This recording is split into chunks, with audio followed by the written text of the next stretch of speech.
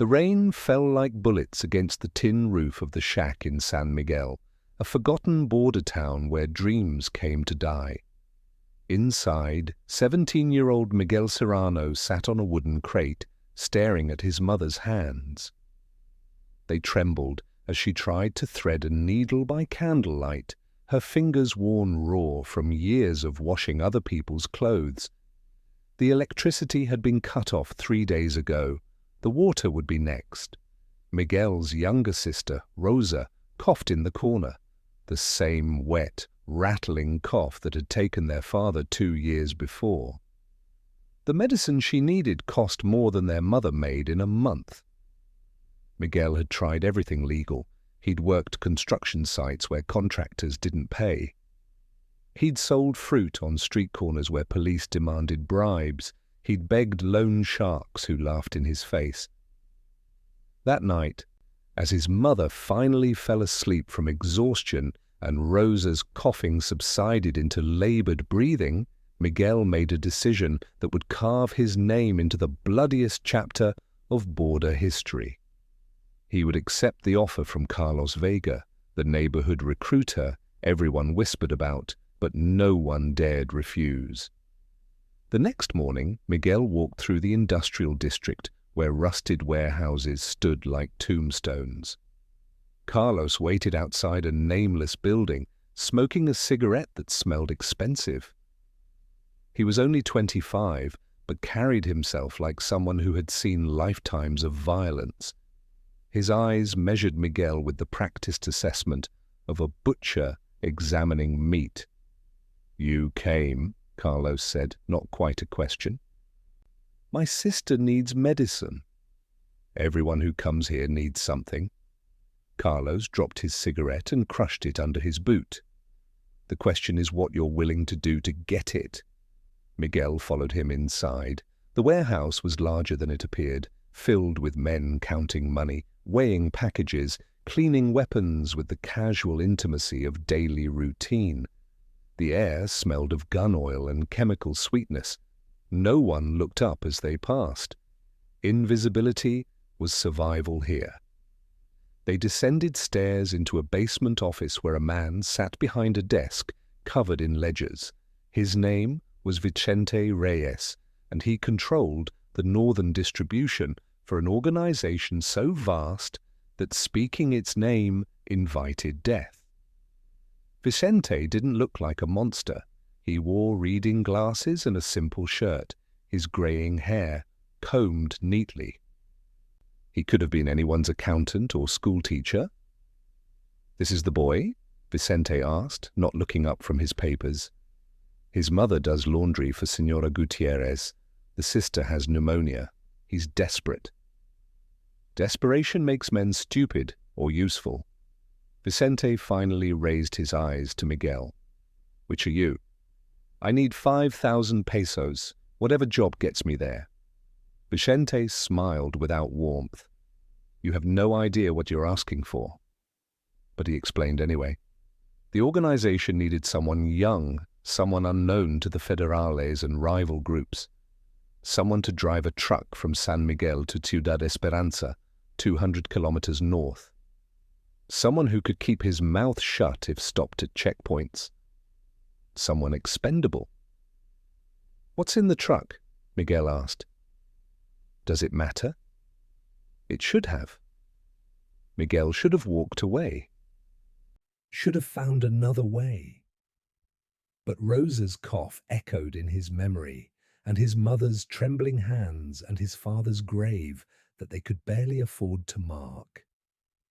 He thought about the rich families in the hills who never knew hunger, who complained about traffic while people like him watched their families die from preventable diseases. "When do I leave?" Vicente slid an envelope across the desk. Inside was 3,000 pesos, more money than Miguel had ever held. "Half now, half when you return. The truck is in Bay 7, keys are in the ignition. You leave at midnight. If you're not back by dawn, don't come back at all." That night, Miguel hid the money under his mother's mattress where she would find it after he left. He kissed Rosa's forehead while she slept, her skin hot with fever. He walked to the warehouse district, each step feeling like wading through deeper water, knowing that turning back became impossible with every meter covered. The truck was old but well maintained, its bed covered with a locked tarp. Miguel didn't look underneath. He told himself he didn't want to know. The truth was he already knew, had known from the moment he accepted, but acknowledgement made him complicit in a different way. Ignorance was the last shred of innocence he could cling to. The drive north took 4 hours on roads that ranged from paved highway to dirt paths that barely qualified as trails. Miguel passed through 3 checkpoints. At the first, a young federal officer barely glanced at his forged documents before waving him through. At the second, an older officer studied the papers longer, then asked where Miguel was headed. Miguel gave the rehearsed answer about delivering agricultural supplies. The officer's eyes said he knew better, but his hand was already extended for the bribe money hidden in the document folder. The third checkpoint was different. Military, not federal police. 4 soldiers with automatic rifles surrounded the truck. Their commander, a captain with dead eyes and a scar across his jaw, walked around the vehicle slowly. Miguel's heart hammered against his ribs. His hands sweated on the steering wheel. "What are you carrying?" the captain asked. "Supplies, sir, for farms in Ciudad Esperanza." "Open the back." This was it. Miguel's mind raced through possibilities. Run, they would shoot him before he made it 10 meters. Fight, they had rifles and he had nothing. Comply, they would find the cargo and he would disappear into a military prison, or more likely, become another body in the desert. The captain's radio crackled. A voice on the other end spoke rapidly about an incident on the eastern highway. The captain listened, his expression unchanged, then waved Miguel through without opening the back. "Get out of here." Miguel didn't need to be told twice. As he drove away, he watched the checkpoint shrink in his mirrors and realized his hands were shaking so badly he could barely hold the wheel steady. He pulled over and vomited on the roadside, his body purging fear and adrenaline. When nothing remained in his stomach, he sat in the dirt and laughed, a high, unstable sound that scared him more than the soldiers had. He delivered the truck to a garage in Ciudad Esperanza, where men wearing masks unloaded it without speaking. They didn't acknowledge Miguel except to hand him the second envelope. He didn't count it. He took a bus back to San Miguel as the sun rose, watching the landscape transform from darkness to light, from possibility to consequence. His mother cried when she found the money, not tears of joy, but something deeper and more terrible.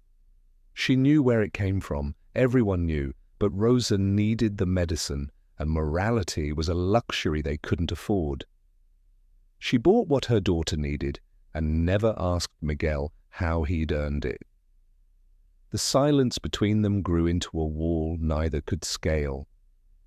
Miguel told himself it was one time, just once to save Rosa, then he would find legitimate work.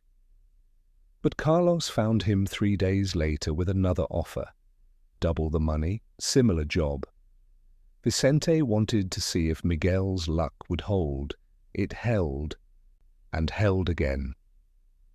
Within 2 months, Miguel had driven 7 runs without incident. His mother no longer had to wash clothes.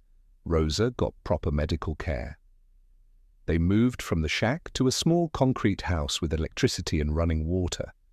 Miguel told neighbors he'd found work with a shipping company. No one believed him. No one cared enough to ask questions. The money changed things in ways Miguel hadn't anticipated. Respect appeared in eyes that once held pity. Shop owners who used to watch him suspiciously now greeted him warmly. Girls who never noticed him started conversations. He bought new clothes, a phone, shoes that weren't held together with tape. He ate meat more than once a week, small luxuries that felt enormous because he'd never had them before. But the work changed too. Vicente called him to the basement office on a humid August evening. The older man studied Miguel with something approaching satisfaction. "You've done well.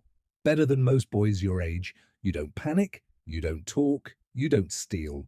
Carlos says you might be smart enough for more responsibility." "What kind of responsibility?" "The kind that pays 20,000 pesos per job instead of 5. The number hung in the air between them. 20,000 was 6 months of what his mother used to make. It was Rosa's medication for a year. It was a future where poverty wasn't a constant threat lurking at the edges of every decision. What would I have to do? Vicente opened a folder containing photographs of men Miguel didn't recognize. "These people work for us in Ciudad Esperanza. They've been reporting to a supervisor named Hector." "But Hector has become unreliable. He uses product instead of selling it. He's been questioned by federal police. He's a problem that needs to disappear." The words were clinical, bureaucratic, but their meaning crashed into Miguel like a physical force. They weren't asking him to drive a truck. They were asking him to become something irreversible. "I'm not a killer." "No one is until they are." Vicente closed the folder. "But perhaps you're not ready. We can find someone else. Carlos can continue with the driving jobs. 5,000 pesos is still good money."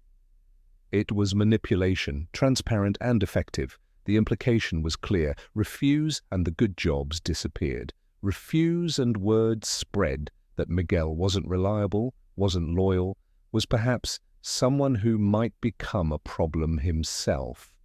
In this world, there were only 2 types of people: those who did what was necessary and those who became examples. Miguel thought about Rosa, healthy now, laughing instead of coughing. He thought about his mother's hands, no longer raw and bleeding. He thought about the house they lived in and the food they ate and the security that money provided.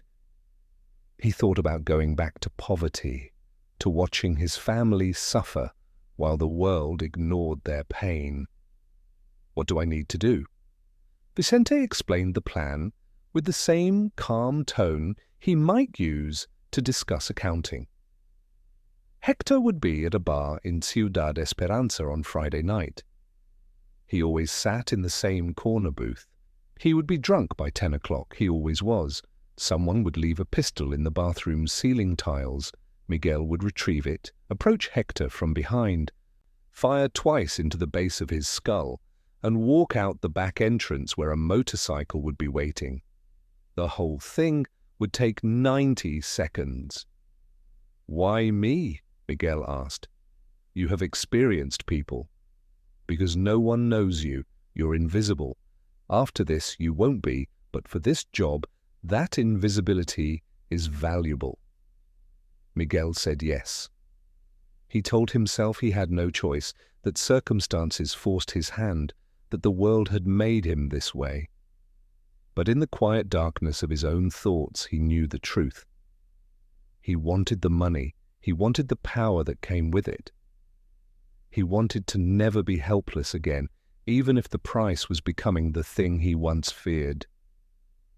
Friday night arrived like an execution date.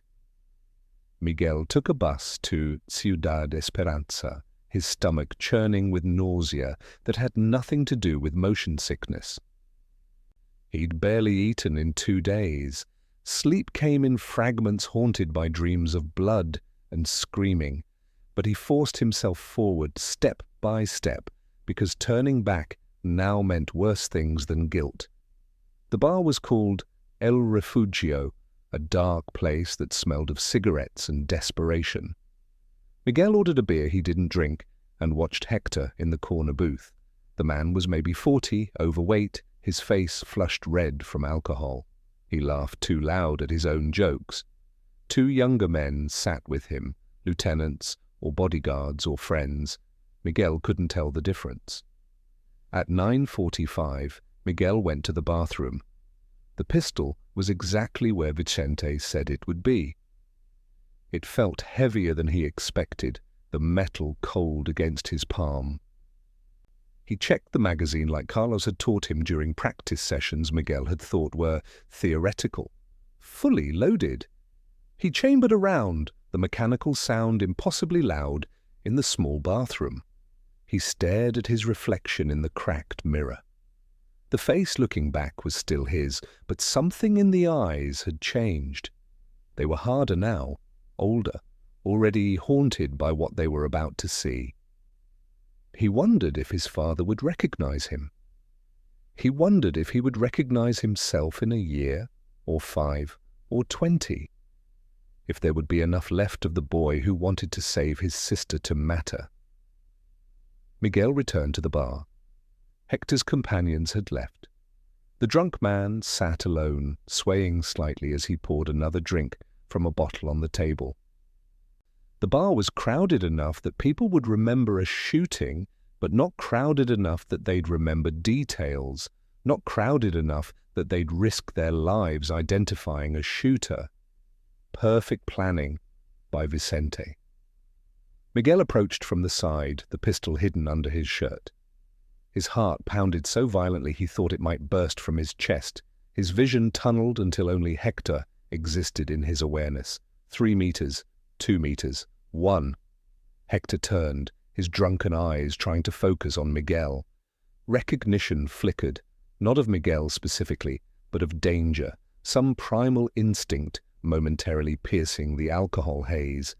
His mouth opened to shout or question or plead. Miguel pulled the trigger twice in rapid succession. The sound was deafening in the enclosed space, but also strangely muffled, as if happening underwater. Hector's head snapped forward, blood spraying across the table and wall. His body slumped sideways, dead before it hit the floor. For a moment, the bar froze. Then chaos erupted. People screamed and ran for exits. Someone knocked over a table. Glass shattered. Miguel stood paralyzed, staring at what he'd done, at the spreading pool of blood, at Hector's empty eyes, still partially open. Then training overrode shock.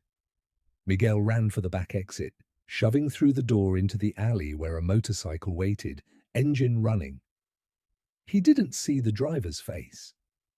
He climbed on and they accelerated into the night, weaving through streets until the bar was kilometers away and the sound of sirens faded into memory. They stopped at an abandoned warehouse.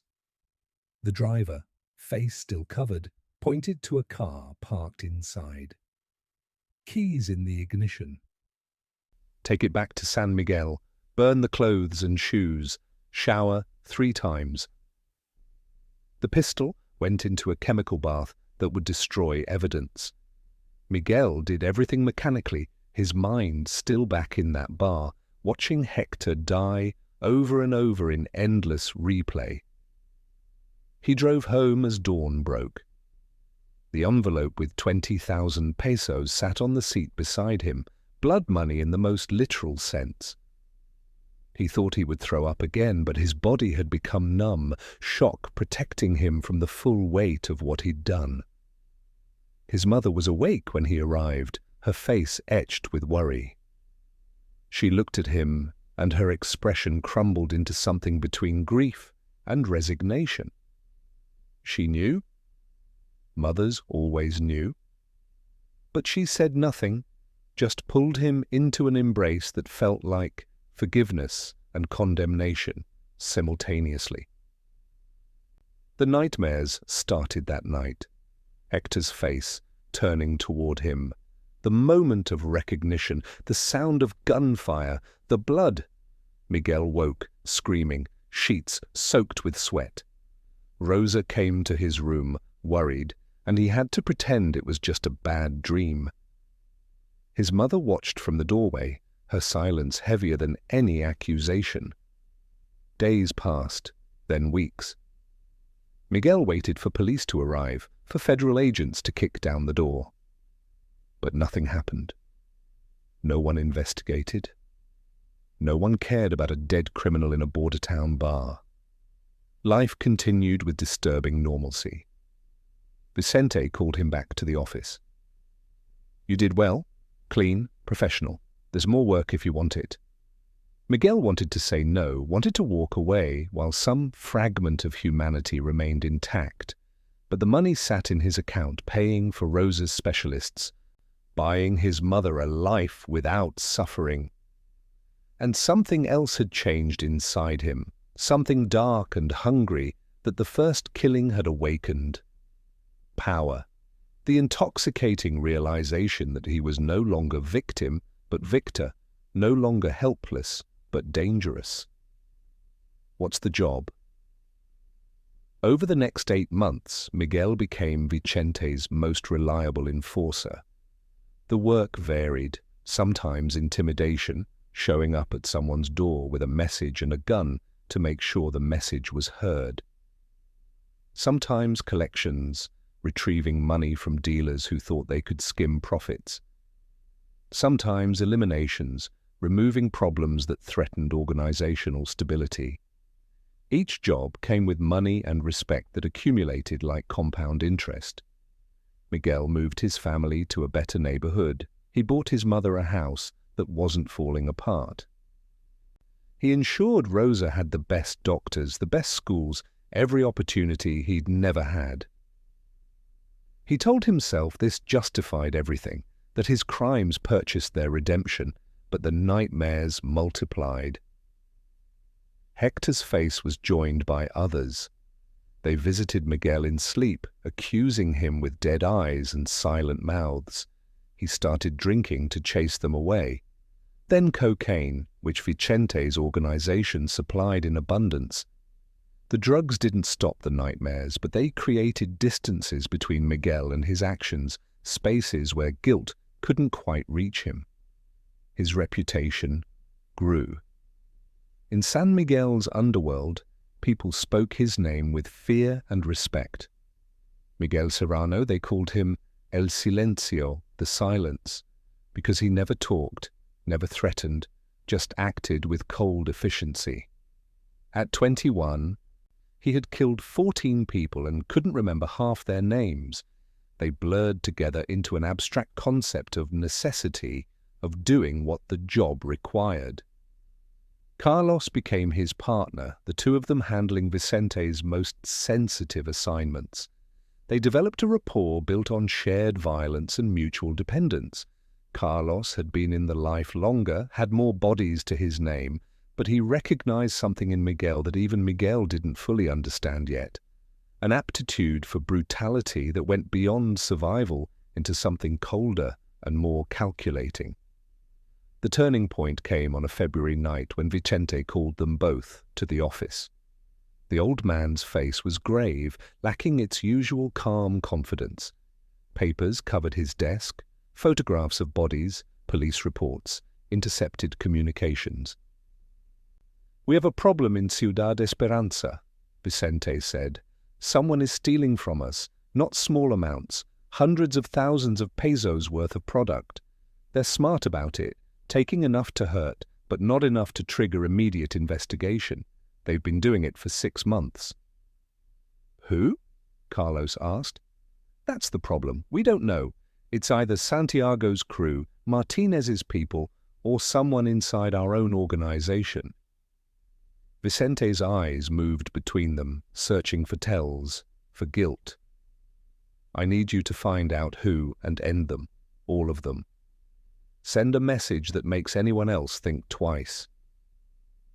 The assignment took 3 weeks of surveillance. Miguel and Carlos tracked dealers, followed distribution routes, listened to conversations in bars and brothels where loose lips flourished. They narrowed suspects, eliminated possibilities, built a case through patience and violence. The thief was Santiago, a mid-level distributor who'd gotten greedy, but he wasn't working alone. He'd recruited 5 others from the organization, people Miguel knew, had worked alongside. The betrayal was personal and professional, violating every rule that kept their world functioning. Vicente's orders were explicit: make examples, not quick deaths, but public demonstrations of what happened to traitors. Miguel and Carlos spent a week planning, acquiring materials, identifying locations. When they moved absolutely. Santiago died first, taken from his home in the middle of the night. They brought him to an abandoned factory where his screams wouldn't reach neighbors. Carlos did the actual torture, having more experience with such things, while Miguel stood guard and watched. Santiago lasted 4 hours before shock and blood loss ended him. They left his body hanging from a highway overpass with a sign around his neck: thief. The others followed over the next week. Each death more elaborate, more theatrical. Bodies appeared in public places with mutilations that told stories without words. Hands cut off for stealing, tongues removed for talking, eyes gouged out for watching. The city's newspapers ran horrified headlines. Clergy condemned the violence. Police made statements about crackdowns that everyone knew were lies. And Miguel felt nothing. The nightmares had stopped. The guilt had calcified into something harder and more permanent. He looked at the bodies he and Carlos created and felt only satisfaction at a job well done, at loyalty demonstrated, at power exercised. Something fundamental had broken inside him, some connection between action and consequence severed beyond repair. Vicente was pleased. This is what we needed. Visible, unmistakable, you've proven yourselves beyond question. The reward was significant. A promotion to lieutenant, control of 3 distribution territories, a percentage of profits that made Miguel genuinely wealthy for the first time. He bought a proper house in San Miguel's nicest neighborhood with high walls and security cameras and guards at the gate. He drove German cars and wore Italian shoes and dated models who cared more about his money than his morals. His mother moved into the new house but wouldn't speak to him. The silence between them had grown absolute.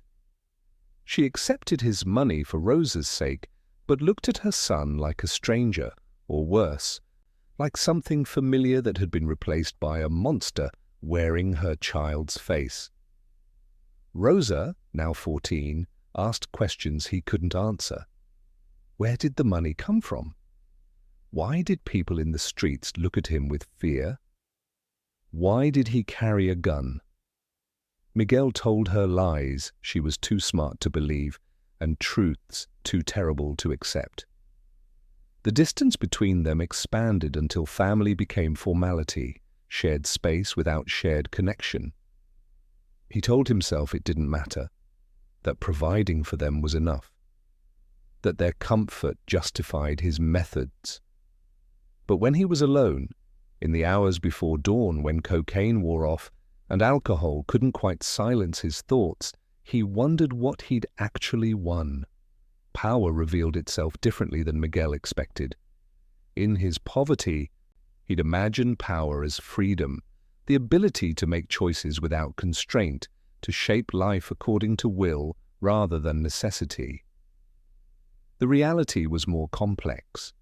Power was a prison of responsibility and paranoia.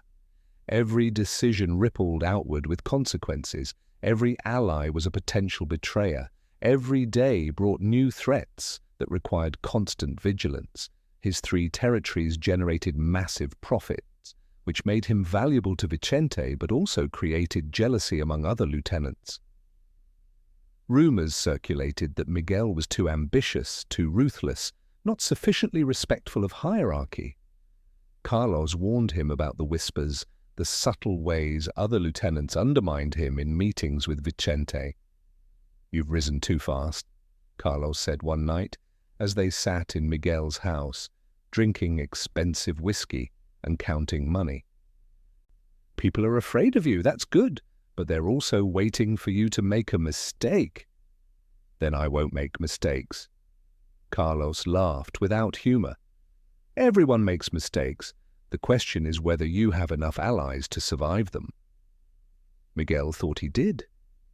He'd been careful to share profits with those above him, to show proper deference to Vicente, to avoid stepping on toes unnecessarily. But in a world built on violence and betrayal, careful was never enough. The attack came on a Saturday morning in May. Miguel was leaving his house when bullets shattered the windshield of his car. His driver died instantly, head exploding in a spray of blood and bone. Miguel threw himself onto the floorboard as more rounds punched through metal and glass. His security guards returned fire, automatic weapons chattering in rhythms that sounded almost musical. The assault lasted 90 seconds. When silence returned, Miguel climbed from the wreckage and surveyed the carnage. 3 attackers dead in the street. His driver dead in the car. 1 guard wounded, bleeding from the shoulder but alive. The message was clear. Someone wanted him eliminated. Vicente called an emergency meeting at the warehouse. All lieutenants were required to attend. Miguel arrived with Carlos and 4 armed guards, trusting no one. The basement office had transformed into a war room, men standing in tense clusters, hands near weapons, eyes calculating threats. Vicente stood at the head of the table, his face carved from stone. Someone tried to kill Miguel this morning. This is unacceptable. We don't war amongst ourselves. Anyone with information will speak now or be considered complicit. Silence stretched taut as a wire. Miguel watched faces, looking for tells, for guilt, for the micro-expressions that betrayed conscious knowledge. Most showed genuine confusion or concern. But one man, a lieutenant named Raúl, who controlled territories adjacent to Miguel's, couldn't quite meet his eyes. "Raúl," Miguel said quietly, "you've been suggesting I'm not ready for this position. That Vicente showed too much favor?" "I've said you're young. That's not the same as wanting you dead." "No? Then who benefits from my death? Who gets my territories if I'm gone?" Raúl's hand moved toward his weapon. That was answer enough. Miguel's guards raised their rifles. Raúl's men did the same. Suddenly the basement office was a powder keg, waiting for a spark. Vicente's voice cut through the tension like a blade. "No one fires. Lower your weapons. Now!" Slowly, reluctantly, men complied. But the damage was done. The accusation hung in the air, impossible to retract. "Raúl," Vicente said, his tone gentle but final, "did you order the attack?" "No." "Look at me and say it again." Raúl met Vicente's eyes for perhaps 3 seconds before his gaze faltered. In that moment, everyone knew the truth. Raúl had acted without permission, had tried to eliminate a rival and expand his power through unauthorized violence. He'd broken the most fundamental rule: no war within the family without approval from above. "Take him outside," Vicente said. Raúl tried to run. He managed 3 steps before bullets from 4 different weapons cut him down. His body collapsed in a heap, blood pooling beneath him. His men stood frozen, calculating whether loyalty to a dead boss was worth dying for. Smart ones backed away slowly. Foolish ones reached for weapons and died alongside Raúl. In 5 minutes, Raúl's entire crew was dead or had pledged loyalty to Vicente. Miguel absorbed 3 territories that had been Raúl's, doubling his operation's size and profits. At 22 years old, he controlled the most lucrative distribution network in the region. Power changed everything. Miguel's new status required a new approach. He couldn't operate like a street enforcer anymore. He needed infrastructure, lieutenants, systems that allowed him to manage territories without personal involvement in daily operations. He recruited carefully, choosing men who were competent but not threatening, loyal but not stupid. He learned accounting to track profits and identify theft. He studied supply chains and logistics, transforming criminal enterprise into business. Carlos became his second in command, handling enforcement while Miguel focused on strategy. They established rules for their territories: no selling to children, no violence against civilians without cause, no rape, the last enforced with brutal finality after Miguel executed 2 of his own dealers for violating it. He told himself these rules made him different, better than other criminals. But they were just management techniques, ways to reduce problems and maintain productivity. The money became abstract. More than Miguel could spend, more than he could meaningfully comprehend. It sat in accounts and investments and properties, numbers on screens that translated into power and influence. He bought legitimate businesses as fronts and money laundries. He corrupted police officers and politicians and judges. He became a shadow government in his region, more powerful than elected officials because his power came from fear rather than consent. He was 24 when Vicente died. Heart attack, the doctors said, though rumors suggested poison from competitors or betrayal from within. Miguel attended the funeral with appropriate solemnity, while calculating how Vicente's death restructured power dynamics. The organization would fracture unless someone stepped forward with enough strength to claim authority. The meeting happened at night in a neutral location. 12 regional bosses gathered to decide the organization's future. Each commanded territories, resources, armies of foot soldiers and lieutenants. Each believed they deserved to inherit Vicente's position. The room was thick with testosterone, and ambition and violence barely contained. Miguel came with Carlos and 10 guards, a show of force that said he wouldn't be intimidated. Other bosses brought similar muscle. Everyone was armed. Everyone knew this meeting could end in bloodshed that destroyed what Vicente had built. The negotiations lasted 6 hours. Proposals were made and rejected. Alliances formed and dissolved. Threats were issued with smiling faces and polite language. Miguel said little, letting others reveal their positions and weaknesses through words while he catalogued information for future use. Finally, an older boss named Octavio proposed a solution. Divide Vicente's direct territories among all bosses proportionally.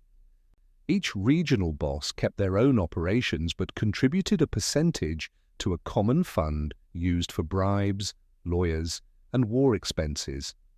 Disputes would be settled through council vote rather than violence. The organization would evolve from dictatorship to oligarchy. It was compromise, which meant everyone was slightly unhappy but could live with the outcome.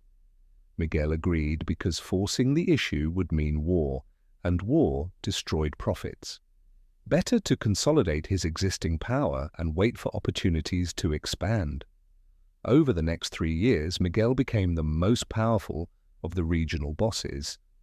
His territories generated the highest profits through efficient management and strategic expansion. He reinvested in infrastructure, buying vehicles and weapons and communication equipment that gave his organization advantages over competitors. He recruited talent aggressively, paying better than other bosses and offering opportunities for advancement based on merit rather than nepotism. But success bred paranoia. Miguel trusted no one completely, not even Carlos. He hired security consultants, former military and intelligence operatives, to teach him about surveillance and counter-surveillance. He swept his houses and cars for listening devices daily. He varied his routes and schedules randomly to prevent ambushes. He kept multiple residences and never announced where he would sleep until the last moment. The isolation was profound. He was surrounded by people, but fundamentally alone. Everyone wanted something from him: money, favor, protection, opportunity. No relationship was genuine, no connection was unconditional. He missed the simplicity of his youth, when he was nobody. When his mother's love wasn't complicated by horror at who he'd become, when Rosa looked at him with admiration instead of fear. He tried relationships with women, but they were transactions disguised as romance. They wanted his money and status. He wanted companionship and distraction. Both parties pretended at feelings neither felt. The emptiness of it depressed him more than solitude, so he stopped trying. The cocaine use increased. It started as recreational, then became functional, a tool to maintain energy and focus through long days and nights of constant vigilance. But dependency crept in gradually, the line between use and abuse so subtle he didn't notice crossing it until he was on the other side. He couldn't function without it, couldn't face his life without chemical armor against reality. His mother confronted him one evening when he visited the house he'd bought her. She was older now, her hair grey, her face lined with worry that had carved permanent channels. Rosa was away at university. Miguel's money had purchased that opportunity, at least. "You're killing yourself," his mother said, her voice soft but firm. "Not with bullets, but with poison you choose. And for what? More money you can't spend? More power that makes you more afraid? I did this for you, for Rosa, so you'd never suffer again. We're suffering now. I lost my son. Rosa lost her brother. The boy who carried water for me, who played soccer in the street, who dreamed of being an engineer. Where is he? Because this man in front of me, this stranger with dead eyes and blood on his hands, this isn't my son." Miguel wanted to argue, to justify, to explain how circumstances forced his choices.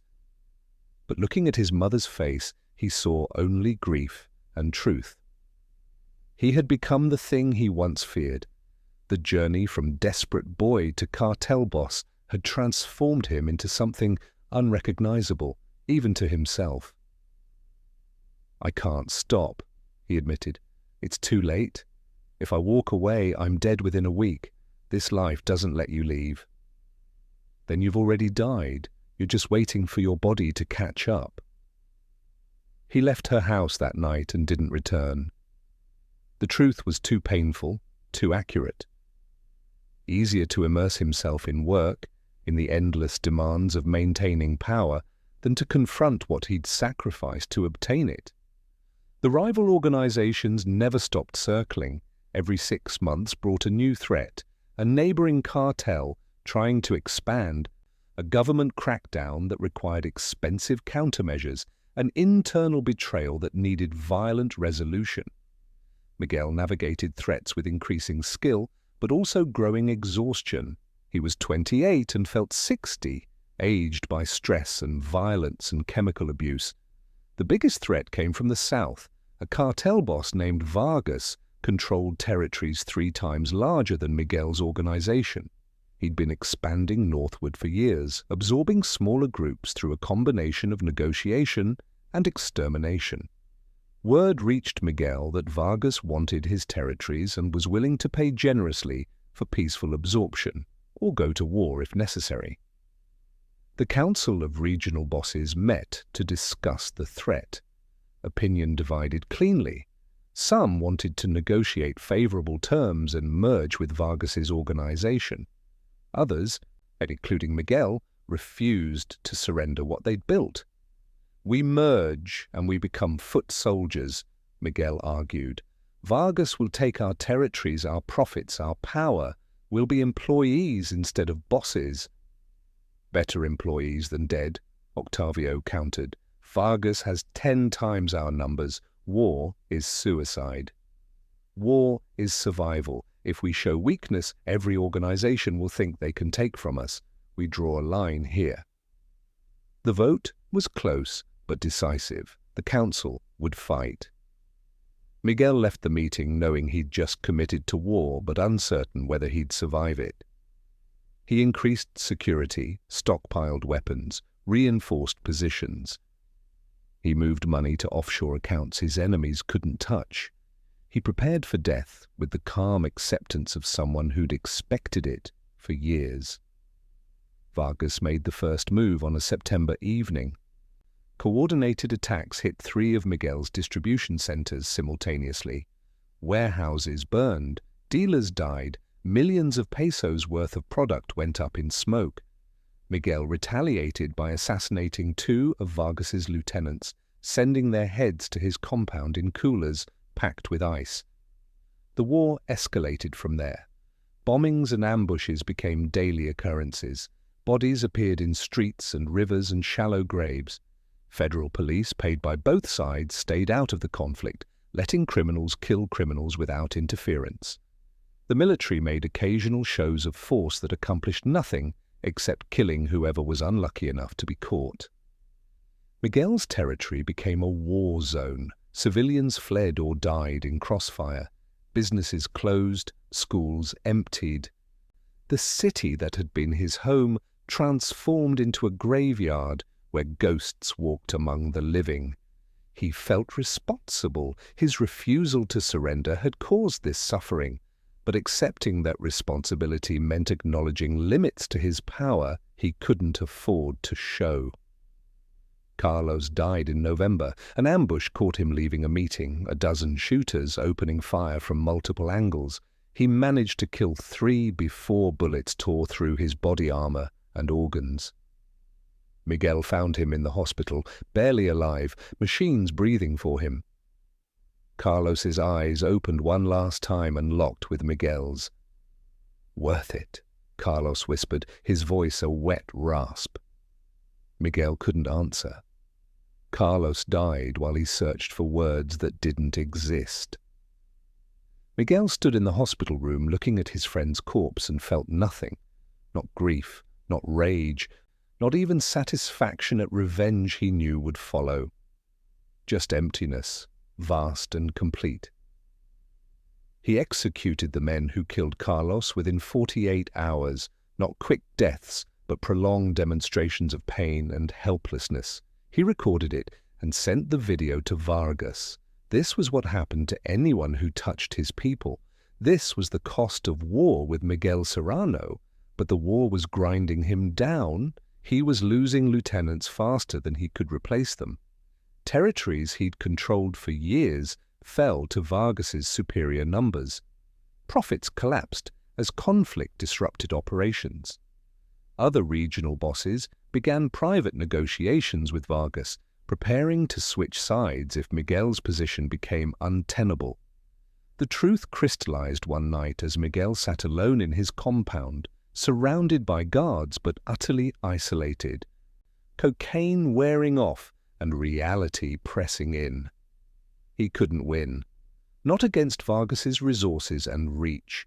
The best he could hope for was costly stalemate that destroyed both organizations. More likely, he would die violently within months, becoming another cautionary tale about ambition exceeding wisdom.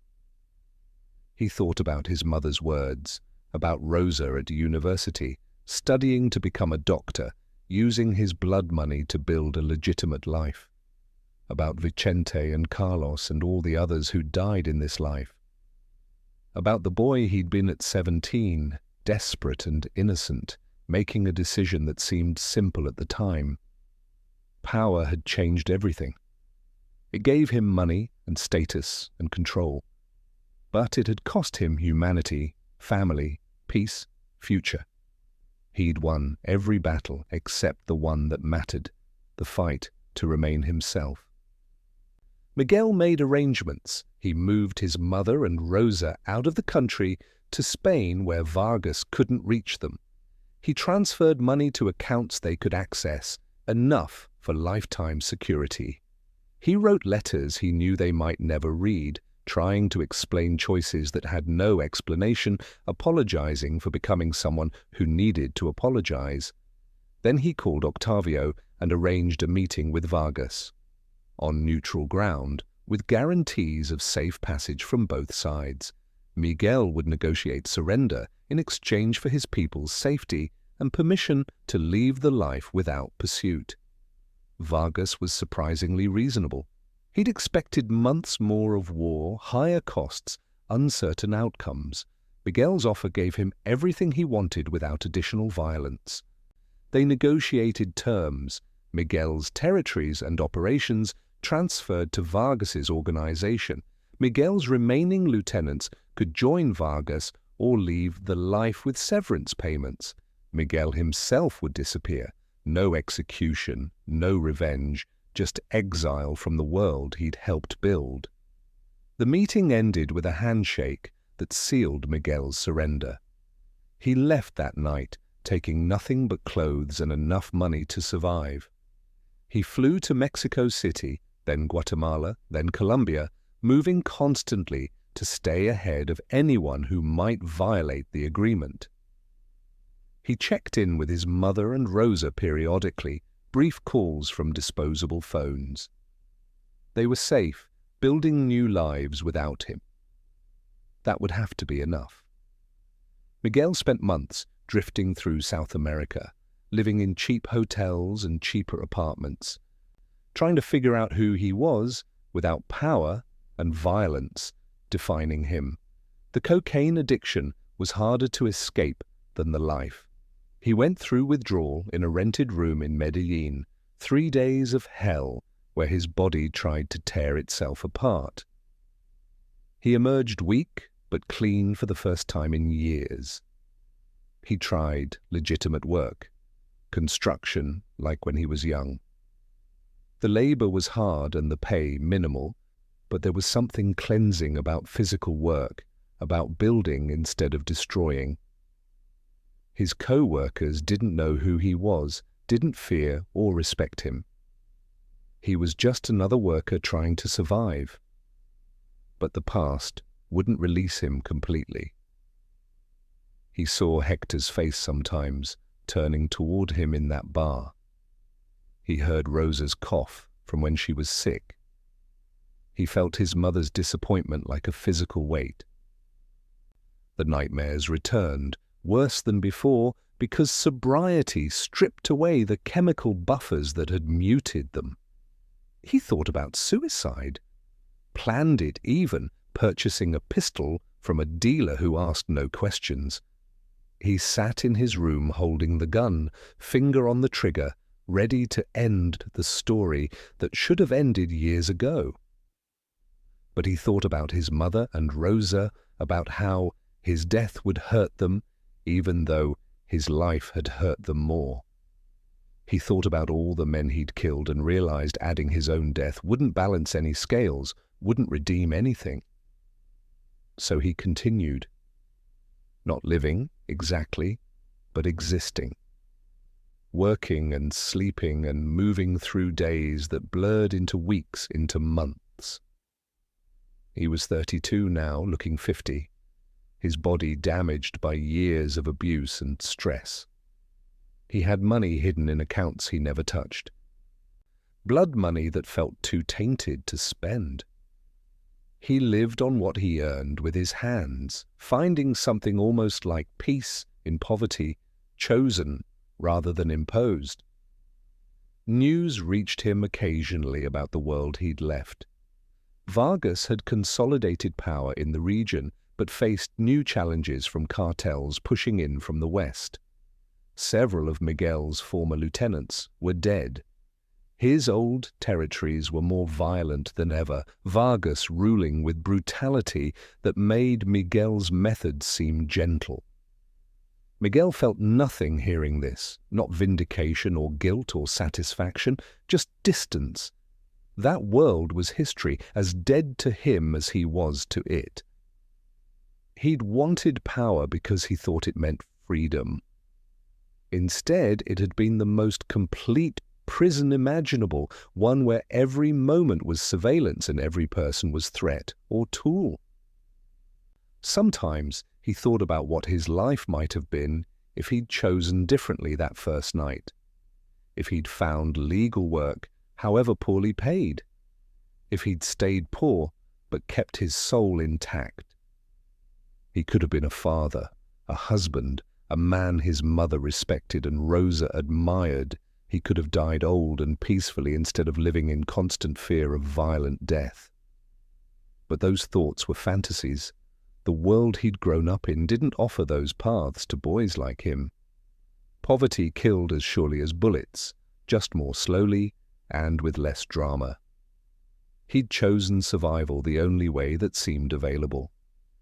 That the cost was everything he'd hoped to protect didn't change the fundamental equation. He heard about his mother's death through a brief call from Rosa. Cancer, quick and merciless. She died in Spain, comfortable and cared for. Miguel's money purchasing the medical care she'd never had in Mexico. Rosa said their mother had forgiven him at the end, had understood even if she couldn't approve. Miguel didn't know if that was true or kindness Rosa offered to ease his burden. He couldn't attend the funeral. Too dangerous, too many people who might recognize him and violate the agreement with Vargas. He mourned alone in his apartment, understanding, finally, that this was his punishment, not death, but this half-life of isolation and regret, forever exiled from everyone he'd tried to protect. Years passed. Miguel moved to a small town in southern Chile, far from cartel territories and anyone who knew his name. He worked construction, saved money, bought a small house on the outskirts of town. He lived simply, almost monastically, as if austerity could balance past excess. He was 38 when Rosa found him. She'd hired investigators, tracked him through banking records and travel documents, determined to reconnect. She appeared at his house on a Saturday morning, older now, a doctor as she'd dreamed, wearing professional clothes that marked her as someone who'd succeeded in the legitimate world. They sat across from each other, years of silence between them. Miguel studied his sister's face, seeing their mother in her features, seeing accusation and forgiveness warring in her expression. "Why did you do it?" Rosa asked finally. "You had choices. People stay poor without becoming monsters." "I wanted to save you. Mum's hands were bleeding from washing clothes. You were dying from an illness that cost 5,000 pesos to cure. That was my choice. Watch you die or do something about it." "And the other 13 people you killed? What were they dying from that required murder?" Miguel had no answer. The justifications that had sustained him for years crumbled under her simple question. The first killing had been desperate salvation. Every killing after had been something else: ambition, fear, pride, power for its own sake. "I lost myself," he said finally. "Somewhere between wanting to protect you and wanting to never be powerless again, I became the thing I was afraid of. I told myself it was for you, for Mum, but that was a lie. It was for me. I liked the power. I liked people fearing me instead of pitying me. By the time I realized what I'd become, it was too late to be anyone else." Rosa cried. Not for him, but for the family they'd lost. For the childhood stolen by poverty and violence. For the brother she remembered who died long before his body stopped breathing. "I don't forgive you," she said. "I can't. You destroyed our family even while trying to save it. Mum died never really seeing you again. I grew up afraid and alone. Nothing you did fixed anything." "I know, but you're still my brother, and Mum would want me to try." They talked for hours, excavating a past too painful to examine quickly.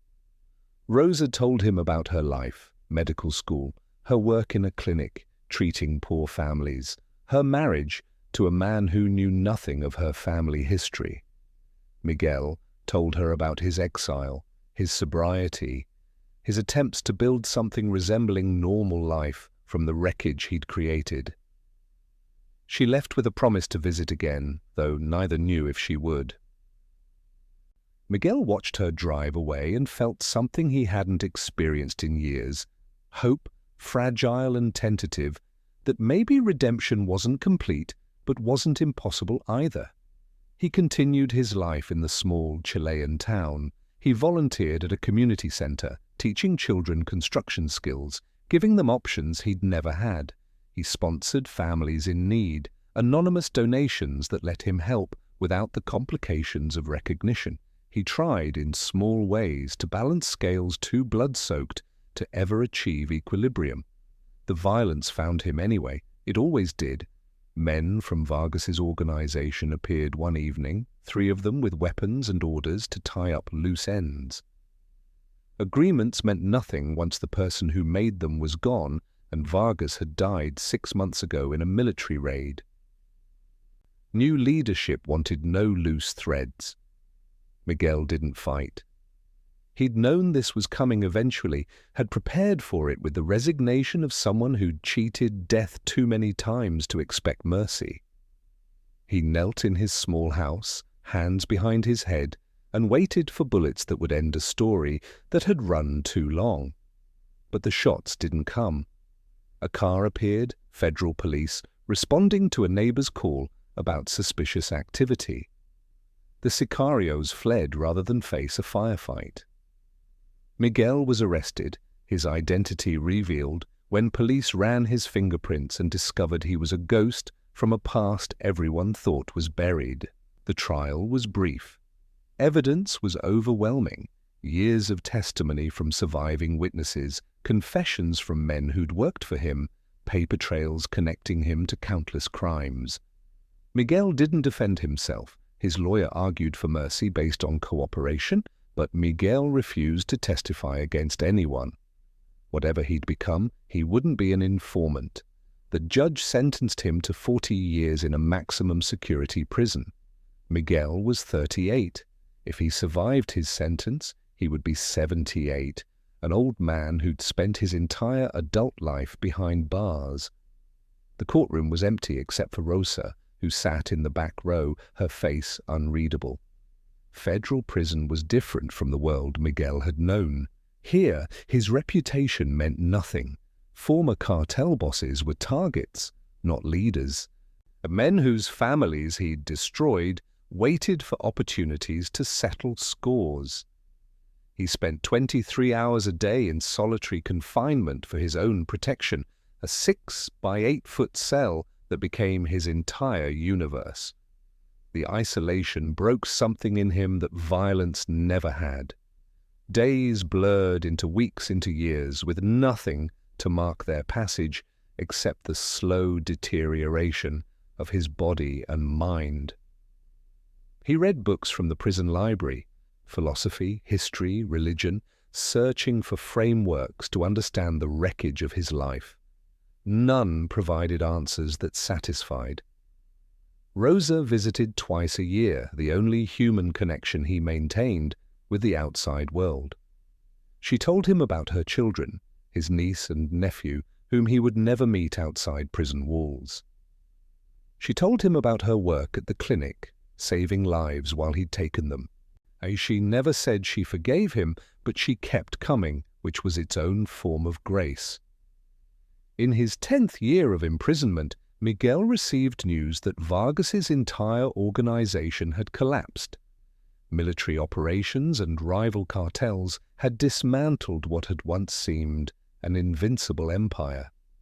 The territories Miguel had fought for, killed for, sacrificed everything for, they'd changed hands a dozen times. The power he'd wielded was dust, forgotten by everyone except the families of the dead. He thought about the 14 people he'd killed. He could remember all their names now, had spent years in his cell reciting them like a prayer or confession. Hector, Santiago, and 12 others whose lives he'd ended for money and power that evaporated like morning fog. Their faces visited him still, not in nightmares anymore, but in waking hours, permanent residents of his consciousness. Miguel wrote letters to their families, apologies he knew were inadequate, admissions of guilt that changed nothing, offers of the money he still had hidden in accounts. Most letters were returned unopened. A few families accepted the money. None responded with forgiveness. He didn't expect them to. On his 50th birthday, Miguel sat in his cell and calculated the cost of his choices. His mother, dead. His relationship with Rosa, permanently damaged. Carlos and dozens of others who'd worked for him, dead. 14 victims, dead. Hundreds more who'd died in the war with Vargas. Thousands of lives destroyed by the drugs he'd distributed. Communities devastated by violence he'd perpetuated. And what had he gained? Money he couldn't spend, power that had evaporated. Years of his life spent in a concrete box. The answer to his mother's question, was it worth it, was so obviously, devastatingly no, that he couldn't understand how he'd ever believed otherwise. The boy who'd wanted to save his sister from pneumonia had become a monster who saved no one, not even himself. Power had changed everything, but not in the ways he'd imagined. It hadn't brought freedom or security or dignity. It had corrupted him into something unrecognizable, destroyed everything he'd tried to protect, and delivered him to this cell where he would die alone, forgotten by everyone except those who hated him. Rosa visited on a cold November afternoon in Miguel's 20th year of imprisonment.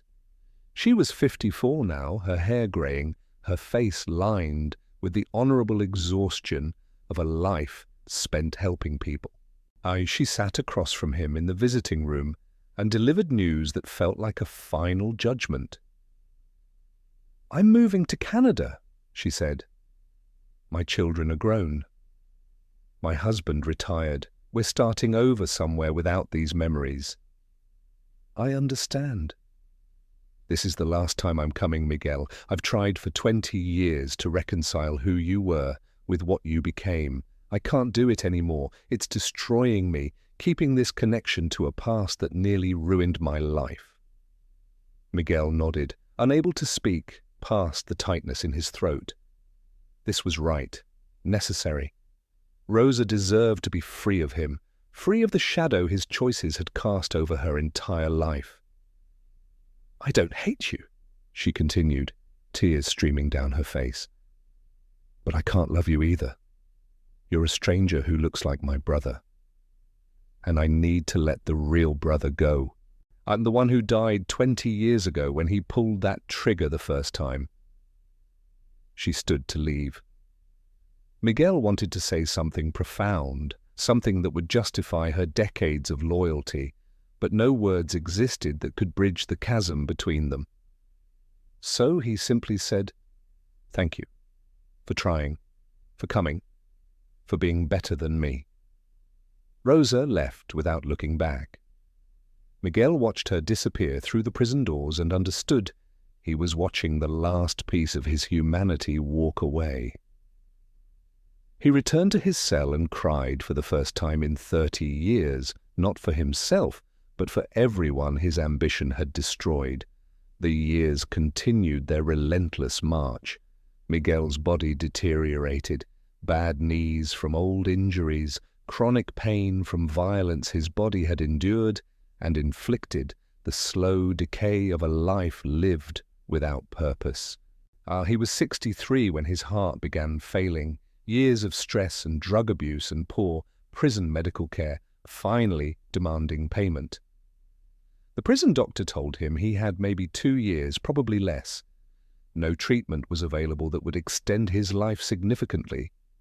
Miguel received the news with the same numb acceptance he'd met everything else. He would die in this cell. Perhaps that was appropriate, poetic even.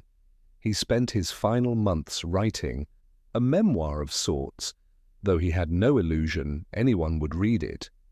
He documented his journey from desperate teenager to cartel lieutenant to exiled prisoner, not as justification, but as warning. He wanted someone, somewhere, to understand how easy the descent was, how each choice seemed necessary at the time, with how power corrupted so gradually that you didn't notice until transformation was complete. He wrote about the boy carrying water for his mother, playing soccer in the streets, dreaming of being an engineer. He wrote about the moment in that shack when desperation became decision. He wrote about Hector's face turning toward him in that bar. He wrote about the nightmares and the cocaine and the isolation of power. He wrote about his mother's grief and Rosa's betrayal and Carlos's death. He wrote about the war and the surrender and the exile. He wrote about this cell where he would die. On a February morning, Miguel woke with crushing pain in his chest. He knew what it was. He pressed the emergency button but didn't expect help to arrive in time. He lay on his bunk, staring at the ceiling, watching his life compress into final moments. And he thought about his father, who died from preventable illness because they couldn't afford treatment. He thought about his mother's trembling hands and Rosa's childhood cough.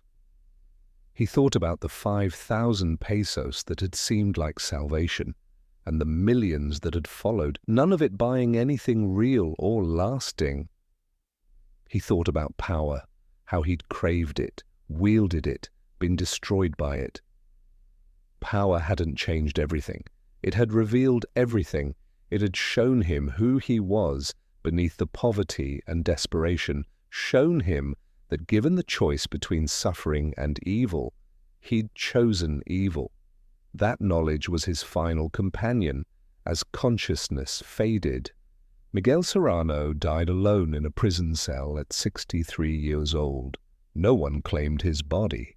And he was buried in an unmarked grave in the prison cemetery alongside other forgotten men who'd mistaken power for salvation. His money, still sitting in offshore accounts, was eventually seized by governments and disappeared into the same bureaucratic void that had swallowed his life. The memoir he'd written was found by a guard and thrown away as trash. His name, which had once inspired fear across territories, faded from memory within a generation. The people he'd killed remained dead. The families he'd destroyed remained broken. The communities his violence had devastated slowly rebuilt, forgetting the specifics of individual criminals while remembering the general horror of that era.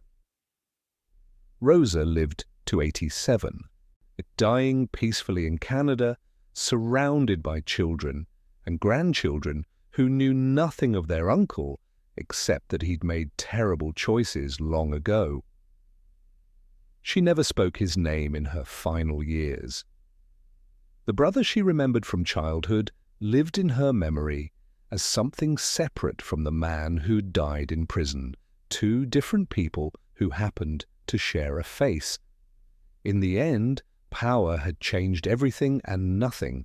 It had transformed a desperate boy into a killer, poverty into wealth, helplessness into control, but the fundamental equation remained unchanged. Violence created only more violence. Blood brought only more blood. The attempt to escape suffering through inflicting suffering had generated infinite cycles of pain that rippled outward long after the original perpetrator was gone. And the nameless border town where Miguel's story began continued its existence, still poor, still desperate, still producing boys who faced the same choices he had. Some chose differently, most didn't. The cycle continued, each generation believing their circumstances were unique, their choices justified, their outcomes would somehow diverge from the countless identical stories that preceded them. Power changed everything, but in the end, it changed nothing that mattered.